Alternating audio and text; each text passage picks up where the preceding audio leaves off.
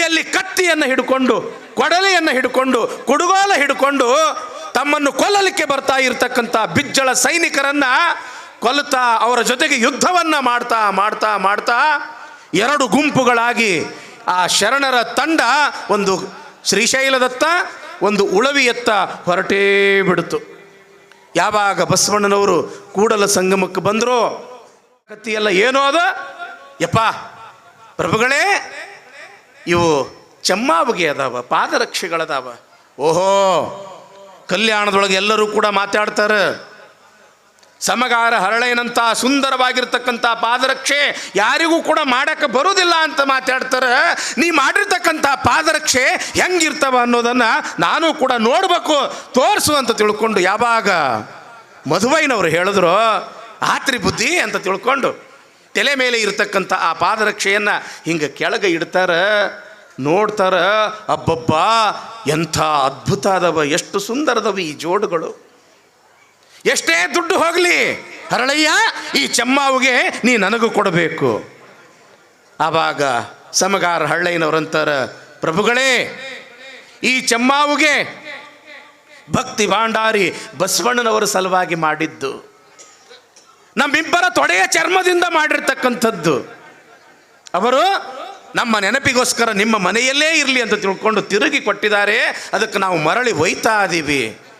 ಯಾವಾಗ ಹಿಂಗಂದ್ರು ಬಸವಣ್ಣನವನಿಗೆ ಬುದ್ಧಿ ಇಲ್ಲ.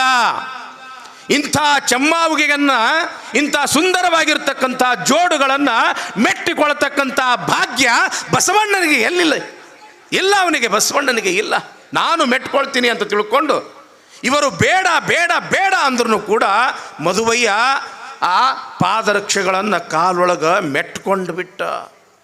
ಯಾವಾಗ ಆ ಪಾದರಕ್ಷೆಗಳನ್ನು ಮೆಟ್ಟಿಕೊಂಡ ತಕ್ಷಣದಿಂದಲೇ ಮೈಯೊಳಗೆ ಉರಿ ಉರಿ ಉರಿ ಅಂತ ಸಿಲ್ಕೊಂಡು ಒಂದೇ ಸವನ ಒದ್ದಾಡಕತ್ತನ, ಒಂದೇ ಸವನ ಕೂಗಾಕತ್ತನ, ಮೈಯೆಲ್ಲ ಉರಿ ಉರಿ ಉರಿ ಉರಿ ಅಂತ ಹಂಗೇ ಮನೆಗೆ ಬಂದ. ದಿವಸ ಆಯ್ತು, 2 ದಿವಸ ಆಯ್ತು, 4 ದಿವಸ ಆಯ್ತು.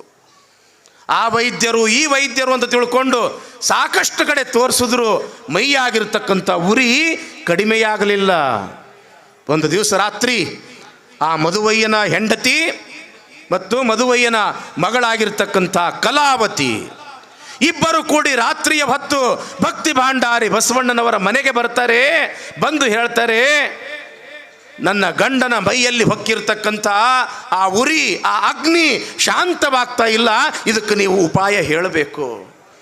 ಆವಾಗ ಭಕ್ತಿ ಭಾಂಡಾರಿ ಬಸವಣ್ಣವರಂತಾರ, ತಾಯಿ, ಸಮಗಾರ ಹರಳಯ್ಯನವರು ಸತ್ಯ ಶುದ್ಧ ಕಾಯಕವನ್ನು ಮಾಡ್ತಕ್ಕಂಥ ಶ್ರೇಷ್ಠ ಶರಣರು. ತಮ್ಮ ತೊಡೆಯ ಚರ್ಮದಿಂದ ಅವರು ಆ ಪಾದರಕ್ಷೆಗಳನ್ನು ಮಾಡಿರ್ತಕ್ಕಂಥದ್ದು. ಅವರ ಶರೀರ ಸಾಮಾನ್ಯ ಶರೀರ ಅಲ್ಲ, ಅದು ಲಿಂಗ ಶರೀರ, ಲಿಂಗ ಶರೀರ. ಅಂಥ ಲಿಂಗ ಶರೀರದಿಂದ ಮಾಡಿರ್ತಕ್ಕಂಥ ಪಾದರಕ್ಷೆಯನ್ನು ಮೆಟ್ಟಿಕೊಂಡ ಕಾರಣಕ್ಕಾಗಿ ನಿನ್ನ ಗಂಡನಿಗೆ ಮೈಯೆಲ್ಲ ಉರಿ.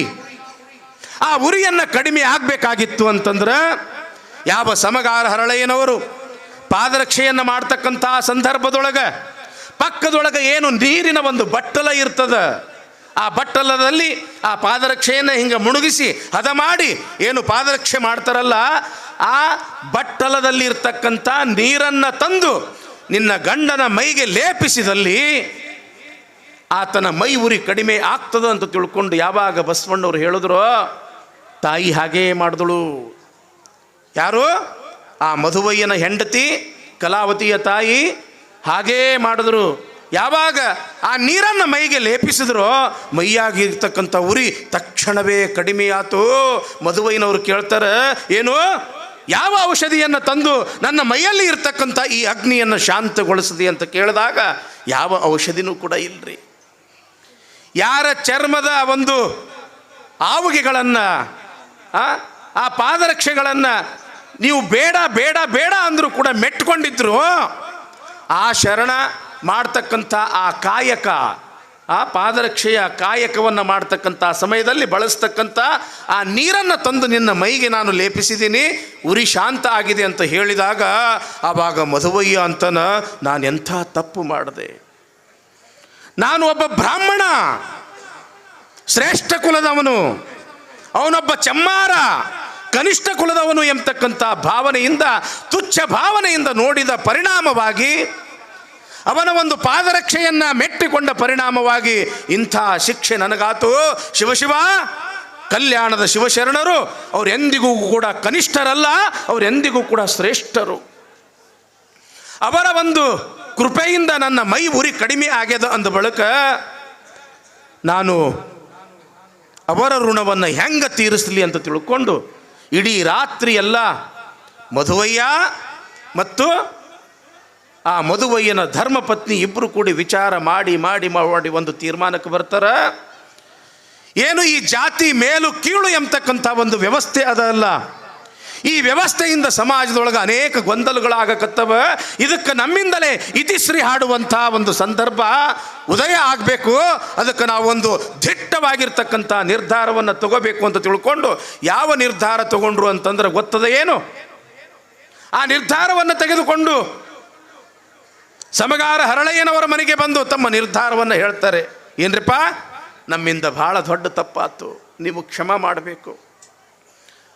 ನಮ್ಮ ಒಂದು ಬೇಡಿಕೆ ಆದ, ಒಂದು ಕೋರಿಕೆ ಆದ, ನೀವು ಪೂರೈಸಬೇಕು ಅಂತ ತಿಳ್ಕೊಂಡು ಮಧುವಯ್ಯನವರು ಸಮಗಾರ ಹರಳಯ್ಯನವರಿಗೆ ಕೇಳ್ತಾರೆ. ಏನ್ರಿಪ್ಪ ಅಂತ ಕೇಳಿದಾಗ, ಏನೂ ಇಲ್ಲ, ನನಗೆ ಮುತ್ತಿನಂಥ ಒಬ್ಬ ಮಗಳಿದ್ದಾಳೆ, ನಿಮಗೆ ವಜ್ರದಂಥ ಮಗ ಇದ್ದಾನೆ, ಶೀಲವಂತ. ನನ್ನ ಮಗಳಾಗಿರ್ತಕ್ಕಂಥ ಕಲಾವತಿ, ನಿನ್ನ ಮಗನಾಗಿರ್ತಕ್ಕಂಥ ಆ ಶೀಲವಂತ ಇಬ್ಬರಿಗೂ ಕೂಡ ಕೊಟ್ಟು ಮದುವೆ ಮಾಡಿದ್ವಿ ಅಂತಂದ್ರೆ ನಿಜವಾಗಲೂ ಕೂಡ ಬಸವಣ್ಣನವರ ಆಶಯ ಈಡೇರ್ತದ ಅಂತ ತಿಳ್ಕೊಂಡು ಯಾವಾಗ ಮಧುವಯ್ಯನವರು ಹೇಳಿದ್ರು, ಶಿವಶಿವ ಬ್ಯಾಡ್ರಪ್ಪ ಅಂದರು. ಯಾಕೆ? ನೀವು ಶ್ರೇಷ್ಠ ಕುಲದವರು, ಬ್ರಾಹ್ಮಣರು, ನಾವು ಕನಿಷ್ಠ ಕುಲದವರು, ಸಮಗಾರರು. ಒಬ್ಬ ಸಮಗಾರ ಮಗನಿಗೆ ಬ್ರಾಹ್ಮಣರ ಮನೆಯ ಕನ್ಯೆಯನ್ನು ತೆಗೆದುಕೊಂಡು ಮದುವೆ ಆತು ಅಂತ ತಿಳ್ಕೊಂಡು ಕಲ್ಯಾಣದೊಳಗೆ ಸುದ್ದಿ ಗೊತ್ತಾತು ಅಂತಂದ್ರೆ ಬಹಳ ದೊಡ್ಡ ಕ್ರಾಂತಿನೇ ಆಗ್ತದ. ರಕ್ತದ ನದಿಗಳೇ ಹರಿತವ. ಬೇಡ ಬೇಡ ಅಂದ್ರೂ ಕೂಡ ಮಧುವಯ್ಯನವರು ಕೇಳಲಿಲ್ಲ. ಹಾಗಾದ್ರೆ ಬಸವಣ್ಣವ್ರ ಹತ್ರನೇ ಹೋಗಿ ಒಂದು ತೀರ್ಮಾನ ಮಾಡೋಣ ಅಂತ ತಿಳ್ಕೊಂಡು ಮಧುವಯ್ಯನವರು ಮತ್ತು ಹರಳಯ್ಯನವರು ಕೂಡಿ ಎಲ್ಲಿಗೆ ಬಂದರು ಅಂತಂದ್ರೆ ಅನುಭವ ಮಂಟಪಕ್ಕೆ ಬಂದರು. ಅನುಭವ ಮಂಟಪದಲ್ಲಿ ಈ ವಿಷಯ ಪ್ರಸ್ತಾಪಕ್ಕೆ ಇಟ್ಟರು. ಆವಾಗ ಬಸವಣ್ಣನವರಿಗೆ ಸ್ವರ್ಗ ಒಂದೇ ಗೇಣ ಉಳಿದಿತ್ತು. ಯಾಕೆ? ಈ ಎಲ್ಲ ಜಾತಿಯ ವ್ಯವಸ್ಥೆ ಹೋಗ್ಬೇಕು ಅನ್ನೋದೇ ಬಸವಣ್ಣನವರ ಮೂಲ ಆಶಯವಾಗಿತ್ತು. ಏನದು? ಇವನಾರವ ಇವನಾರವ ಇವನಾರವ ಎಂದೆನಿಸದಿರಯ್ಯ, ಇವ ನಮ್ಮವ ಇವ ನಮ್ಮವ ಇವ ನಮ್ಮವ ಎಂದೆನಿಸಯ್ಯ, ಕೂಡಲ ಸಂಗಮ ದೇವ ಇವ ನಿಮ್ಮ ಮಹಾಮನೆಯ ಮಗನೆಂದೆನಿಸಯ್ಯ. ನಾವೆಲ್ಲರೂ ಕೂಡ ಪರಮಾತ್ಮನ ಮಕ್ಕಳು. ಈ ಎಲ್ಲ ಜಾತಿಯ ವ್ಯವಸ್ಥೆ ಹೋಗಬೇಕು ಅನ್ನೋದು ಏನು ಬಸವಣ್ಣನವರ ಆಶಯ ಇತ್ತು. ಅದು ಇವತ್ತು ಮಧುವಯ್ಯ ಮತ್ತು ಹರಳಯ್ಯ ಈ ಇಬ್ಬರ ಮಕ್ಕಳ ಮದುವೆಯಿಂದ ಅದು ನಿವಾರಣೆ ಆಗ್ತದೆ ಅಂತ ತಿಳ್ಕೊಂಡು ಅನುಭವ ಮಂಟಪದೊಳಗ ಎಲ್ಲರೂ ಚರ್ಚೆಯನ್ನು ಮಾಡಿ ಮಾಡಿ ಮಾಡಿ ಒಂದು ನಿರ್ಧಾರಕ್ಕೆ ಬರ್ತಾರೆ. ಈ ಜಗತ್ತಿನ ಜನ ಇದನ್ನು ಅಂತರ್ಜಾತಿ ವಿವಾಹ ಅಂತ ತಿಳ್ಕೊಳ್ಬಾರ್ದು, ಇದು ಸಜಾತಿಯ ವಿವಾಹ ಅಂತಲೇ ತಿಳ್ಕೊಳ್ಬೇಕು. ಅದಕ್ಕೆ ಒಂದು ಏನು ಉಪಾಯ ಅಂತಂದ್ರೆ, ಈಗಾಗಲೇ ಸಮಗಾರ ಹರಳಯ್ಯನವರು, ಕಲ್ಯಾಣಮ್ಮನವರು, ಶೀಲವಂತ ಈ ಮೂವರು ಲಿಂಗವನ್ನು ಕಟ್ಟಿಕೊಂಡು ಇವರು ಲಿಂಗವಂತರಾಗಿದ್ದಾರೆ. ಇನ್ನು ಬ್ರಾಹ್ಮಣ ಧರ್ಮದವನಾಗಿರ್ತಕ್ಕಂಥ ಮಧುವಯ್ಯನ ಹೆಂಡತಿ ಮತ್ತು ಮಧುವಯ್ಯನ ಮಗಳು, ಇವರು ಮೂವರು ಕೂಡ ಲಿಂಗವನ್ನು ಧಾರಣೆ ಮಾಡಿಕೊಂಡಲ್ಲಿ ಇವರು ಕೂಡ ಲಿಂಗವಂತರಾಗ್ತಾರೆ. ಇವರು ಯಾವಾಗ ಲಿಂಗವಂತರಾದರೂ ಆವಾಗ ಇಬ್ಬರ ಮದುವೆಯನ್ನು ಮಾಡಿದ್ವಿ ಅಂತಂದ್ರೆ ಇದು ವಿಜಾತಿ ಮದುವೆ ಅನಿಸೋದಿಲ್ಲ, ಇದು ಸಜಾತಿ ಮದುವೆ ಅನಿಸ್ತದ ಅಂತ ತಿಳ್ಕೊಂಡು ಒಂದು ನಿರ್ಧಾರ ತಗೊಂಡು ಆ ಅನುಭವ ಮಂಟಪದೊಳಗೆ ಅದೊಂದು ನಿರ್ಧಾರ ಮಾಡಿದ್ರು. ಅದಕ್ಕೆ ಅಲ್ಲಮ್ಮ ಪ್ರಭುದೇವರು ಸಹಿ ಹಾಕೇ ಬಿಟ್ರು, ರುಜು ಹಾಕೇ ಬಿಟ್ರು. ಆಯಿತು ಅಂತ ತಿಳ್ಕೊಂಡು ತಡ ಮಾಡದೆ ಬಸವಣ್ಣನವರ ನೇತೃತ್ವದೊಳಗೆ ಮಧುವಯ್ಯನ ಮಗಳ ಹರಳಯ್ಯನವರ ಮಗನ ಮದುವೆ ಆಗೇ ಬಿಡ್ತು. ಯಾವಾಗ ಇವರಿಬ್ಬರ ಮದುವೆ ಆತೋ ಅಲ್ಲಿ ಇರ್ತಕ್ಕಂಥ ಕೊಂಡಿ ಮಂಚಣ್ಣ ಓಡೋಡಿ ಓಡೋಡಿ ಓಡೋಡಿ ಅರಮನೆಗೆ ಬಂದ. ಮಹಾರಾಜರೇ, ಕಲ್ಯಾಣ ಕೆಟ್ಟೋಯ್ತು, ಧರ್ಮ ಕೆಟ್ಟೋಯ್ತು, ಆಚಾರ ವಿಚಾರ ಎಲ್ಲವೂ ಕೂಡ ಕಲ್ಯಾಣದೊಳಗೆ ಹಳ್ಳ ಹಿಡ್ಕೊಂಡು ಹೋತು. ಯಾಕ ಅಂತಂದ್ರೆ ಬಸವಣ್ಣ ಒಬ್ಬ ಬ್ರಾಹ್ಮಣರ ಮನೆಯ ಮಗಳನ್ನ ಸಮಗಾರ ಮನೆಯ ಒಬ್ಬ ಮಗನಿಗೆ ಕೊಟ್ಟು ಮದುವೆಯನ್ನ ಮಾಡಿದಾನೆ, ಅಂತರ್ಜಾತಿ ವಿವಾಹ ಮಾಡಿದಾನೆ, ಧರ್ಮವನ್ನ ಕುಲಗೆಡಿಸಿದಾನೆ. ಇಂಥ ಬಸವಣ್ಣನಿಗೆ ಘೋರ ಶಿಕ್ಷೆಯಾಗಬೇಕು ಅಂತ ತಿಳ್ಕೊಂಡು ಕೊಂಡಿ ಮಂಚಣ್ಣ ರಾಜನಾಗಿರ್ತಕ್ಕಂಥ ಬಿಜ್ಜಳ ಮಹಾರಾಜನ ಕಿವಿ ತುಂಬೇ ಬಿಟ್ಟ. ಬಿಜ್ಜಳ ಮಹಾರಾಜ ಬಹಳ ಒಳ್ಳೆಯವನು, ಮೈಯೆಲ್ಲ ಬಂಗಾರ, ಆದರೆ ಕಿವಿ ಮಾತ್ರ ತಗಡಿಂದು. ಯಾರು ಹೇಳಿದ್ರು ಕೂಡ ಪಟಕ್ನೆ ನಂಬಿ ಬಿಡ್ತಿದ್ದ, ಅದನ್ನು ಸಾರಾಸಾರ ವಿಚಾರ ಮಾಡ್ತಿದ್ದಿಲ್ಲ. ಯಾವಾಗ ಅಂತರ್ಜಾತಿ ವಿವಾಹ ಬಸವಣ್ಣ ಮಾಡ್ಸ್ಯಾನ ಅನ್ನೋದು ಗೊತ್ತಾಗಿ ರಾಜನಾಗಿರ್ತಕ್ಕಂಥ ಬಿಜ್ಜಳ ಬಸವಣ್ಣನವರನ್ನು ಕರಿಯಾಕ ಕಳಿಸಿದ್ರು. ಬಸವಣ್ಣವ್ರು ಬಂದರು. ಏನು ಬಸವಣ್ಣ, ಅಂತರ್ಜಾತಿ ವಿವಾಹ ಮಾಡಿಸಿ ಏನು ಕಲ್ಯಾಣದೊಳಗೆ? ಇಲ್ಲ ಮಹಾರಾಜರೇ, ನಾನು ಸಜಾತಿಯ ವಿವಾಹವನ್ನೇ ಮಾಡಿಸಿದ್ದೀನಿ. ಮತ್ತು ಆ ಕನ್ಯೆ ಬ್ರಾಹ್ಮಣರದು ವರ ಏನೈತಲ್ಲ ಸಮಗಾರದು ಅಂದ ಬಳಿಕ ಅಂತರ್ಜಾತಿ ಆತಲ್ಲ. ಜಾತಿ ಬೇರೆ ಇದ್ರೂ ಕೂಡ ಅವರಿಗೆ ನಾನು ಶಿವದೀಕ್ಷೆಯನ್ನು ಮಾಡಿ ಮದುವೆಯನ್ನ ಮಾಡಿದ್ದೀನಿ ಅಂದ ಬಳಿಕ ಅಲ್ಲಿ ಭೇದ ಅನ್ನೋದು ಇಲ್ಲ. ಯಾಕೆ? ಶಿವ ಸಂಸ್ಕಾರ ಯುಕ್ತೇಶು ಜಾತಿ ಭೇದೋನ ವಿದ್ಯತೆ. ಒಂದಲ್ಲ ಎರಡಲ್ಲ, ನಾನಾ ರೀತಿಯ ಕಟ್ಟಿಗೆಯನ್ನು ತಂದು ಉರಿಯಲ್ಲಿ ಹಾಕಿದಾಗ ಆ ಕಟ್ಟಿಗೆ ಸುಟ್ಟು ಏನಾಗ್ತದೆ? ಬೂದಿ ಆಗ್ತದೆ. ಯಾವಾಗ ಅದು ಕಟ್ಟಿಗೆಯಾಗಿ ಇತ್ತೋ ಅಲ್ಲಿವರೆಗೆ ಇದು ಬೇವಿನ ಕಟ್ಟಿಗೆ, ಇದು ಮಾವಿನ ಕಟ್ಟಿಗೆ, ಇದು ಚಂದನದ ಕಟ್ಟಿಗೆ, ಇದು ತೇಗಿನ ಕಟ್ಟಿಗೆ. ಕಟ್ಟಿಗೆ ಯಾವಾಗ ಸುಡ್ತೋ ಆವಾಗ ಅದು ಕೇವಲ ಬೆಂಕಿ. ಹಂಗೆ ಲಿಂಗ ದೀಕ್ಷೆ ಆಗೋದಕ್ಕಿಂತ ಮುಂಚೆ ಆ ಜಾತಿ ಬೇರೆ, ಈ ಜಾತಿ ಬೇರೆ, ಆ ಅಜಾತಿ ಅವ, ಈ ಜಾತಿ ಅವ ಎಂಬತಕ್ಕಂಥ ಭೇದ ಇರ್ತದೆ. ಯಾವಾಗ ಲಿಂಗ ದೀಕ್ಷೆ ಆತು ಆವಾಗ ಎಲ್ಲರೂ ಕೂಡ ಶಿವಭಕ್ತರೇ, ಲಿಂಗವಂತರೇ ಎಂಬತಕ್ಕಂಥದ್ದು ಅದು ಲಿಂಗವಂತ ತತ್ವ ಹೇಳ್ತದ ಅಂತ ತಿಳ್ಕೊಂಡು ಯಾವಾಗ ಭಕ್ತಿ ಭಾಂಡಾರಿ ಬಸವಣ್ಣವ್ರು ಹೇಳಿದ್ರು, ಏನೇ ಆಗಲಿ ನೀನು ಮಾಡಿರ್ತಕ್ಕಂಥದ್ದು ಇದು ತಪ್ಪೇ ಅಂತ ತಿಳ್ಕೊಂಡು, ಬಸವಣ್ಣ ನಾನು ನಿನಗ ಗಡಿಪಾರಿನ ಶಿಕ್ಷೆಯನ್ನು ವಿಧಿಸ್ತೀನಿ. ನೀನೊಬ್ಬ ಕರಣಿಕನಾಗಿ ನನ್ನ ಹತ್ರ ಬಂದೆ. ನಿನ್ನ ಪ್ರಾಮಾಣಿಕತೆಯನ್ನು ನೋಡಿ ಪ್ರಧಾನಿಯ ಪಟ್ಟವನ್ನು ಕೂಡ ಕಟ್ಟಿದೆ. ಅಷ್ಟೇ ಅಲ್ಲದೆ ಸಾಕು ತಂಗಿಯಾಗಿರ್ತಕ್ಕಂಥ ನೀಲಮ್ಮನನ್ನು ಕೊಟ್ಟು ಮದುವೆಯನ್ನು ಕೂಡ ಮಾಡಿದೆ. ಆದರೆ ಬಸವಣ್ಣ, ನೀ ಅಂತರ್ಜಾತಿ ವಿವಾಹ ಮಾಡಿ ಕುಲವನ್ನು ಗೆಡಿಸಿ ಅಂದ ಬಳಿಕ ನೀನು ಕಲ್ಯಾಣದೊಳಗೆ ಇರಬಾರ್ದು, ನಿನಗೆ ಗಡಿಪಾರಿನ ಶಿಕ್ಷೆ ಅಂತಾನೆ ಯಾರು? ರಾಜನಾಗಿರ್ತಕ್ಕಂಥ ಬಿಜ್ಜಳ. ಆವಾಗ ಬಸವಣ್ಣನವರು ಈ ಬಿಜ್ಜಳಂಗಂಜುವೆನೆ ಅಂತಾರೆ ಅವರು. ಒಂದು ಶಾಸನ ಅದ ಅಂದ ಬಳಿಕ ಆ ಶಾಸನಕ್ಕೆ ಒಂದು ಕಾಯ್ದೆ ಕಾನೂನು ಅದ ಅಂದ ಬಳಿಕ ನಾವು ರಾಜರೇ ಆಗಲಿ ಮಹಾರಾಜರೇ ಆಗಲಿ ಬೇಕಾದಂಥ ದೊಡ್ಡ ವ್ಯಕ್ತಿನೇ ಆಗಿರಲಿ, ಆದರೆ ವ್ಯಕ್ತಿ ದೊಡ್ಡದಲ್ಲ, ಕಾನೂನು ಬಹಳ ದೊಡ್ಡದು, ಕಾಯ್ದೆ ಬಹಳ ದೊಡ್ಡದು. ಆಯಿತು, ಈ ಶಾಸನಕ್ಕೆ ನಾನು ಮರ್ಯಾದೆಯನ್ನು ಕೊಟ್ಟು ಕಲ್ಯಾಣವನ್ನು ತ್ಯಾಗ ಮಾಡ್ತೀನಿ ಅಂತ ತಿಳ್ಕೊಂಡು ಬಸವಣ್ಣನವರು ಕಲ್ಯಾಣವನ್ನು ತ್ಯಾಗ ಮಾಡೇ ಬಿಟ್ಟರು. ಈ ಸುದ್ದಿ ಕಲ್ಯಾಣದೊಳಗೆಲ್ಲ ಗೊತ್ತಾತು. ಬಸವಣ್ಣವರಿಗೆ ರಾಜ ಗಡಿಪಾರಿನ ಶಿಕ್ಷೆ ವಿಧಿಸ್ಯಾನ ಅನ್ನೋದು ಗೊತ್ತಾತು. ಬಸವಣ್ಣವರು ನಡೆದಿದ್ರು. ಎಲ್ಲ ಶರಣ ಸಂಕುಲ ಓಡೋಡಿ ಬಂದು ಬಸವಣ್ಣನವರ ಪಾದಕ್ಕೆ ಬೀಳ್ತದೆ. ಆವಾಗ ವಯಸ್ಸಿನಲ್ಲಿ ಚಿಕ್ಕವನಾಗಿರ್ತಕ್ಕಂಥ ಉಳವಿಯ ಚೆನ್ನ ಬಸವಣ್ಣ, ಅಪ್ಪ ಗುರುವೇ ಸಂಗಮನಾಥ, ಇದೆಂಥ ಕಾಲ ಬಂತು, ನೀವು ಮಾಡಿದ್ರಲ್ಲಿ ಏನು ತಪ್ಪದ? ಬಸವಣ್ಣವರಂತಾರ, ಒಲೆ ಹತ್ತಿ ಉರಿದರೆ ನಿಲ್ಲಬಹುದಲ್ಲದೆ ಧರೆ ಹತ್ತಿ ಉರಿದರೆ ನಿಲ್ಲಬಹುದೇ.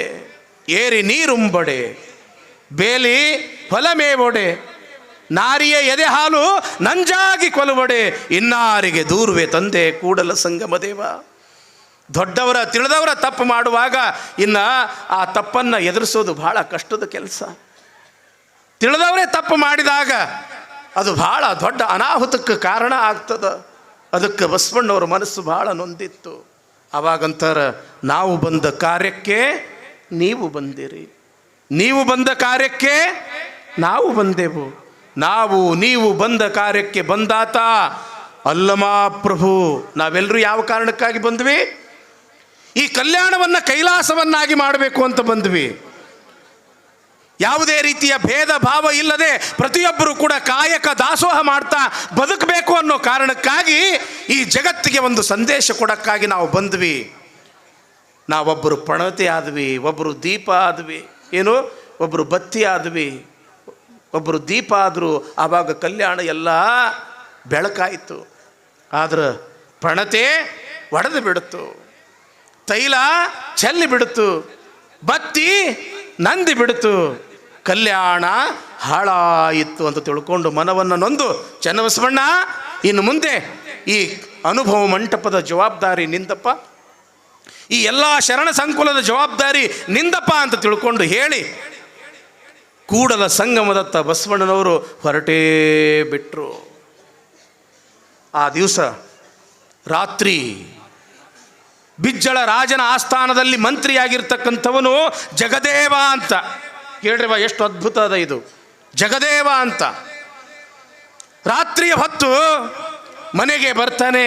ಅವ್ವಾ ಹೊಟ್ಟಿ ಭಾಳ ಹಸದದ, ಊಟಕ್ಕೆ ಕೊಡುವಂತನ ಜಗದೇವ ಮಂತ್ರಿ. ತಾಯಿ ಏನು ಮಾಡ್ತಾಳೆ ಗೊತ್ತದ ಏನು? ಮನೆಯ ನಾಯಿಗೆ ಅನ್ನ ಹಾಕ್ತಕ್ಕಂಥ ತಟ್ಟೆಯೊಳಗ ಪಾತ್ರೆಯೊಳಗ ಮಗನಿಗೆ ಊಟಕ್ಕೆ ಕೊಡ್ತಾಳ. ನಾಯಿಗೆ ಉಣಿಸುವ ಒಂದು ತಟ್ಟೆಯೊಳಗ ಏನಂತೀರಿ ನೀವು ಅದಕ್ಕೆ? ಗಂಗಾಳ ಅಂತೀರಿ, ತಾಟ್ ಅಂತೀರಿ, ಏನಂತೀರಿ? ಅದರೊಳಗೆ ಊಟಕ್ಕೆ ಕೊಡ್ತಾಳ.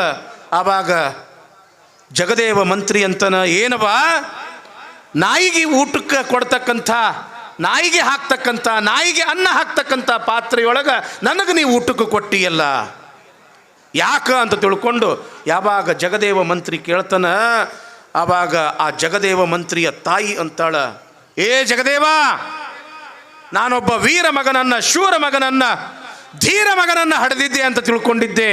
ಆದ್ರೆ ನಾನೊಬ್ಬ ವೀರ ಮಗನನ್ನು ಹಡೆದಿಲ್ಲ, ಬದಲಾಗಿ ಒಬ್ಬ ನಪುಂಸಕ ಮಗನನ್ನು ಹಡೆದಿದ್ದೇನೆ, ಒಬ್ಬ ನಪುಂಸಕ ಮಗನನ್ನು ಹಡೆದಿದ್ದೀನಿ ಅಂತ ತಿಳ್ಕೊಂಡು ಯಾವಾಗ ತಾಯಿ ಅಂದಳು, ಯಾಕವ ಹಿಂಗನ್ನ ಕತ್ತಿಯಲ್ಲ, ಯಾಕ?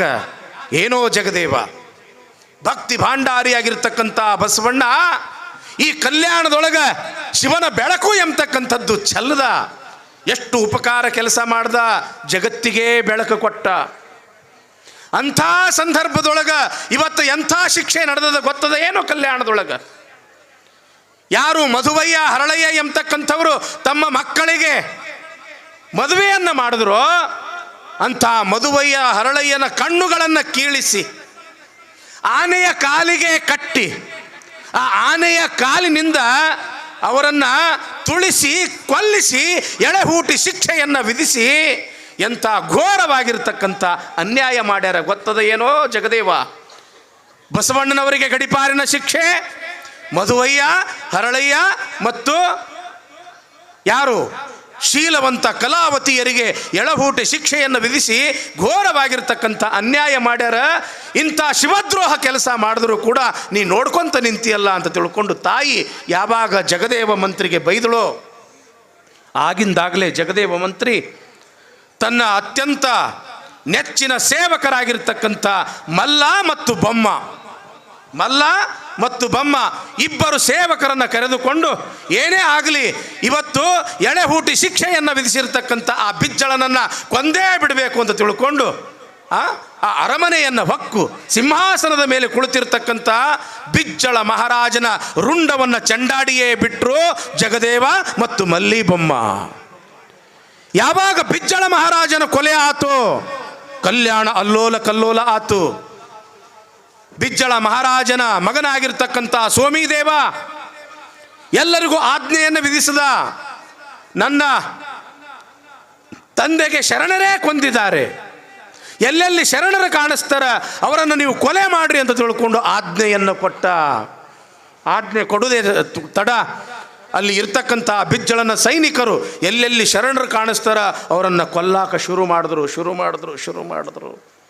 ಯಾವಾಗ ಚನ್ನಬಸವಣ್ಣನವರಿಗೆ ಗೊತ್ತಾತು, ಅಕ್ಕ ನಾಗಾಂಬಿಕೆಗೆ ಗೊತ್ತಾತು, ನೀಲಮ್ಮ ಗಂಗಾಂಬಿಕೆಯರಿಗೆ ಗೊತ್ತಾತು, ಏನೇ ಆಗಲಿ ನಮ್ಮ ಪ್ರಾಣ ಹೋದರೂ ಕೂಡ ಪರವಾಗಿಲ್ಲ, ಈ ಎಲ್ಲ ಶರಣರು ಬರೆದಿರ್ತಕ್ಕಂಥ ವಚನ ಸಾಹಿತ್ಯ ಉಳಿಬೇಕು ಅಂತ ತಿಳ್ಕೊಂಡು ಈ ಶರಣದ ಸಾಹಿತ್ಯದ ಏನು ವಚನ ಕಟ್ಟುಗಳಿದಾವಲ್ಲ, ಆ ವಚನ ಕಟ್ಟುಗಳ ಗಂಟನ್ನು ಕಟ್ಟಿ ಅದನ್ನು ಬೆನ್ನಿಗೆ ಕಟ್ಟಿಕೊಂಡು, ತಲೆಗೆ ಕಟ್ಟಿಕೊಂಡು, ಕೈಯಲ್ಲಿ ಕತ್ತಿಯನ್ನು ಹಿಡ್ಕೊಂಡು, ಕೊಡಲಿಯನ್ನು ಹಿಡ್ಕೊಂಡು, ಕುಡುಗೋಲ ಹಿಡ್ಕೊಂಡು ತಮ್ಮನ್ನು ಕೊಲ್ಲಲಿಕ್ಕೆ ಬರ್ತಾ ಇರತಕ್ಕಂಥ ಬಿಜ್ಜಳ ಸೈನಿಕರನ್ನು ಕೊಲ್ಲುತ್ತಾ ಅವರ ಜೊತೆಗೆ ಯುದ್ಧವನ್ನು ಮಾಡ್ತಾ ಎರಡು ಗುಂಪುಗಳಾಗಿ ಆ ಶರಣರ ತಂಡ ಒಂದು ಶ್ರೀಶೈಲದತ್ತ ಒಂದು ಉಳವಿಯತ್ತ ಹೊರಟೇ ಬಿಡ್ತು.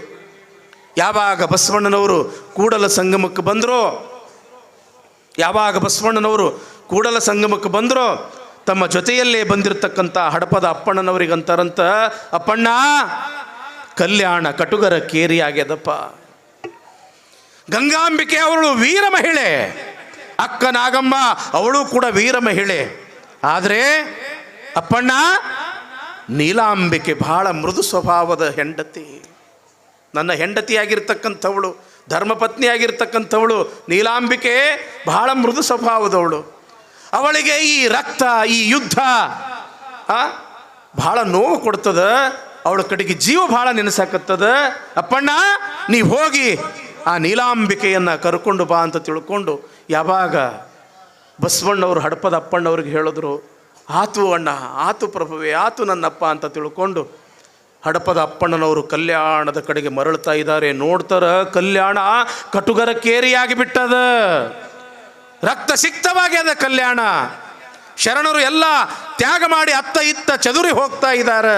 ಅಂಥದ್ರಲ್ಲಿ ಅಮ್ಮ ನಿನಗೆ ಬಸವಣ್ಣನವರು ಕರೆದಾರ ಅಂತ ತಿಳ್ಕೊಂಡು ನೀಲಾಂಬಿಕೆಯವರನ್ನು ಕರ್ಕೊಂಡು ಬರ್ತಾ ಇರತಕ್ಕಂಥ ಸಂದರ್ಭ ಹೊಳಿ ತುಂಬಿ ಬಂದು ಬಿಟ್ಟದ.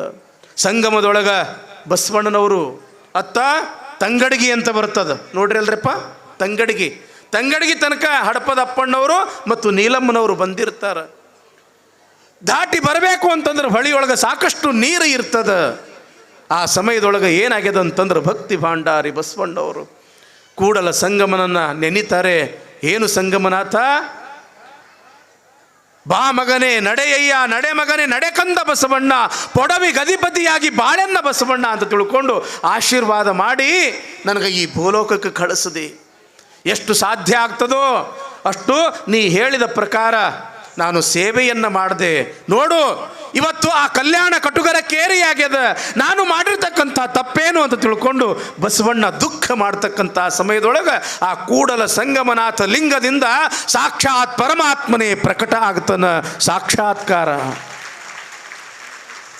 ಆ ಶಿವ ಭಕ್ತಿ ಭಾಂಡಾರಿ ಬಸವಣ್ಣನವರನ್ನು ಅಪ್ಪಿಕೊಂಡು, ಬಸವಣ್ಣ ನೀನು ಮಾಡಿರ್ತಕ್ಕಂಥದ್ರಲ್ಲಿ ಯಾವ ತಪ್ಪೂ ಕೂಡ ಇಲ್ಲ, ನೀನು ಇಂದು ಮಾಡಿರ್ತಕ್ಕಂಥ ಕಾರ್ಯ ಅದು ಮುಂದೆ ಕೈಗೂಡ್ತದ, ಆ ಕಾರ್ಯಕ್ಕೆ ಇದು ಇಂದು ನಾಂದಿ ಆಗ್ತದೆ ಬಸವಣ್ಣ, ನೀನು ದುಃಖಿಸಬೇಡ ಅಂತ ತಿಳ್ಕೊಂಡು ಆ ಪರಮಾತ್ಮ ಭಕ್ತಿ ಭಾಂಡಾರಿ ಬಸವಣ್ಣನನ್ನು ತಮ್ಮೊಳಗೆ ಐಕ್ಯ ಮಾಡ್ಕೊಳ್ತಾನೆ ಎಂಬಲ್ಲಿಗೆ ಜಯಮಂಗಲಂ ಜಯ ನಮ. ಸ್ವಲ್ಪ ಕರ್ಪೂರ ಇದ್ರ ಹಚ್ಚಿ, ಕರ್ಪೂರ ಹಚ್ಚಿ ಸ್ವಲ್ಪ ಪೂಜೆ ಮಾಡಿ. ಇತ್ತ ಬಸವಣ್ಣನವರು ಕೂಡಲ ಸಂಗಮನೊಳಗೆ ಐಕ್ಯ ಆಗ್ತಾರೆ. ಯಾವಾಗ ಇಲ್ಲಿ ಬಸವಣ್ಣನವರು ಐಕ್ಯ ಆದರು ಎಂಬತಕ್ಕಂಥದ್ದು ಅಲ್ಲಿ ತಂಗಡಿಗೆಯಲ್ಲಿ ಇರ್ತಕ್ಕಂಥ ನೀಲಾಂಬಿಕೆಗೆ ಗೊತ್ತಾಗ್ತದ. ಆವಾಗ ಲಿಂಗ ಪೂಜೆಯಲ್ಲಿ ಇರ್ತಕ್ಕಂಥ ನೀಲಾಂಬಿಕೆ, ನೋಡು ನೋಡು ನೋಡು ನೋಡು ನೋಡು ಲಿಂಗವೇ, ನೋಡು ಬಸವಯ್ಯನವರು ಮಾಡಿದಾಟವ, ಅಲ್ಲಿಗೆ ಎಮ್ಮನ್ನು ಬರಲು ಹೇಳಿದರು. ಆದರೆ ನಾವು ಬರೋದಕ್ಕಿಂತ ಮುಂಚೆನೇ ಅವರು ಸಂಗಮನೊಳಗೆ ಐಕ್ಯ ಆದರು. ಅಲ್ಲಿರ್ತಕ್ಕಂಥ ಸಂಗಮ ಇಲ್ಲಿಲ್ಲೇನು ಅಂತ ತಿಳ್ಕೊಂಡು ಲಿಂಗವನ್ನು ನೋಡ್ತಾ ನೋಡ್ತಾ ನೀಲಾಂಬಿಕೆಯು ಕೂಡ ಅಲ್ಲೇ ಲಿಂಗೈಕ್ಯಳಾಗಿ ಬಿಡುತ್ತಾಳು. ಯಾವಾಗ ನೀಲಾಂಬಿಕೆಯವರು ಐಕ್ಯ ಆದರು ಆವಾಗ ಇನ್ನು ತಂದೆ ತಾಯಿಯ ಸ್ವರೂಪದಲ್ಲಿ ಇರ್ತಕ್ಕಂಥ ಬಸವಣ್ಣವರು ಐಕ್ಯ ಆದರು, ನೀಲಾಂಬಿಕೆಯು ಐಕ್ಯ ಆದರು. ನಾನು ಉಳಿದು ಏನು ಮಾಡಬೇಕು ಅಂತ ತಿಳ್ಕೊಂಡು ಹಡಪದ ಅಪ್ಪಣ್ಣನವರು ಕೂಡ ಲಿಂಗವನ್ನು ನೋಡ್ತಾ ನೋಡ್ತಾ ಐಕ್ಯ ಆದರು ಎಂಬತಕ್ಕಂಥ ಒಂದು ಬಸವ ಪುರಾಣದಲ್ಲಿ ಈ ಚರಿತ್ರೆಯನ್ನು ನಾವು ಈ ರೀತಿಯಾಗಿ ನೋಡ್ತಾ, ಈ ರೀತಿಯಾಗಿ ಭೀಮ ಕವಿಗಳು ಬಸವ ಪುರಾಣದೊಳಗೆ ಬಸವಣ್ಣನ ಚರಿತ್ರೆಯನ್ನು ಈ ರೀತಿಯಾಗಿ ಹೇಳ್ತಾ ಕೊನೆಯದಾಗಿ ಇದು ಸಕಲ ಮಾಹೇಶ್ವರಾಮಳ ಪದ ಪಯೋಜ ಪರಾಗ ಮದಷಡ್ ಪದಿಯನಿಪ ಪಾಲ್ಕುರಿಕೆ ಸೋಮೇಶ್ವರನ ಕಾರುಣ್ಯ ಒದವಿ ದಖಿಳ ಕಳಾಪ್ರಪೂರಿತ ಹೃದಯ ಭೀಮ ಕವಿ ಪ್ರಣೀತಾಭ್ಯುದಯ ಬಸವ ಪುರಾಣ ಕಥೆಯೊಳಗಷ್ಟಮಾಶ್ವಾಸ ಅಂತೂ ಕಾಂಡ 8 ಸಂಧಿ 60 ಪದಂಗಳು 3628 ಮಂಗಳಂ ಮಹಾ ಶ್ರೀ ಶ್ರೀ ಶ್ರೀ ಬಸವ ಪುರಾಣ ಸಮಾಪ್ತಂ. ಜಯಮಂಗಲಂ ಜಯ ನಮಃ ಪರಾಪತೆ ಶಿವ ಹರ ಹರ ಮಹಾದೇವ. ಈ ರೀತಿಯಾಗಿ ಭೀಮಕವಿಗಳು ಬಸವ ಪುರಾಣವನ್ನು ಮುಕ್ತಾಯಗೊಳಿಸ್ತಾರೆ. ಆದರೆ ನಮ್ಮ ಧರ್ಮದಲ್ಲಿ ಯಾವುದಕ್ಕೂ ಕೂಡ ಮಂಗಳ ಎಂಬತಕ್ಕಂಥದ್ದಿಲ್ಲ. ಅದಕ್ಕೆ ಮತ್ತೆ ಪ್ರಾರಂಭ ಅನ್ನೋದು ಅನ್ನೋದಕ್ಕೆ ಮತ್ತೆ ಇಲ್ಲಿ ಬಸವ ಪುರಾಣವನ್ನು ಪ್ರಾರಂಭ ಮಾಡೋಣ.